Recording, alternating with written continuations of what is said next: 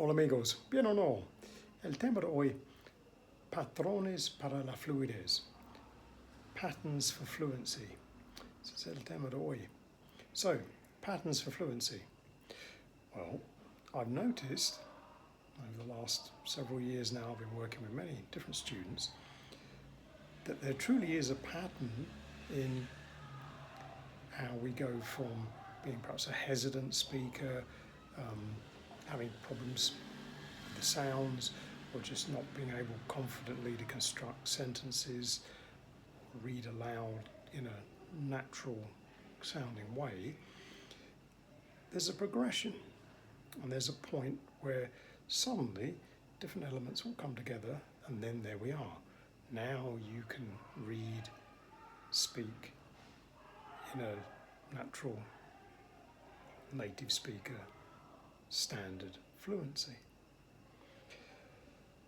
So let's talk more about the pattern, because in some ways it's about spotting patterns in the text, which helps you then see patterns in your speech.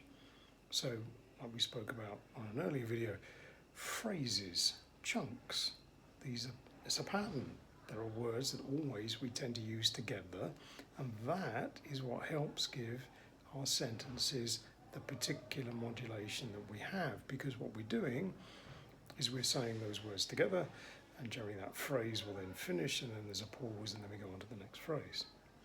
So in that sense, it's spotting patterns, but there's also a pattern in the way that we can progress from being able to read and understand text just if we're reading it in our mind and not reading it out loud, and then being able to reproduce that fluently when we're reading aloud with our own voice.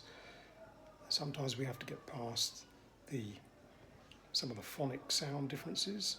Then eventually, once we're past that, it's looking at getting the tempo correct, maybe slowing down a little bit, being able to sound word endings correctly, brings a lot more clarity to it, and then the final piece really spotting the word patterns or the chunks within the sentence and knowing when to pause.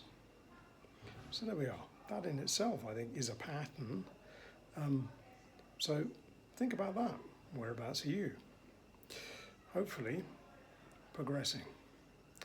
Cheerio for now.